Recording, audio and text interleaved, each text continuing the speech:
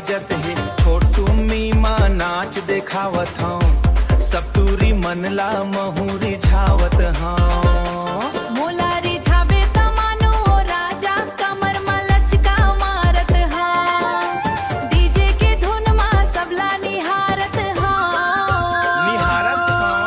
लाली साड़ी माँ किरहाई के टूरी खरसाइल के नोनी मन डीजे में झूमे, दो भनिया के ग्रुप है संगे संग, दो भनिया के ग्रुप है संगे संग, पूरी पाथर टूरा मन देख रंग, टिमनी औ कमोदा के लइका मन, टिमनी औ कमोदा के लइका मन होगा झनझन, कहत बेसला बढ़ावोगा झनझन होगा झनझन।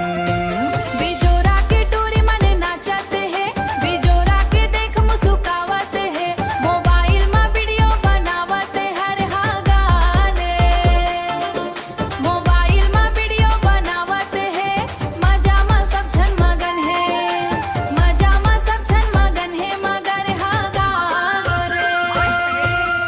जहाँ बाजे सन कुमार के डीजे वहाँ कोनो ला नींद नहीं आवे, सहडोल के दीवाना जब गाना गावे, हो पूरा इलाका में नाम कमावे, यूट्यूब में गाना ट्रेंडिंग चलत है, रील्स बना के दुनिया नाचत है, सेल्फी के बाढ़ आगे है, सबके दिल में संत कुमार छागे है।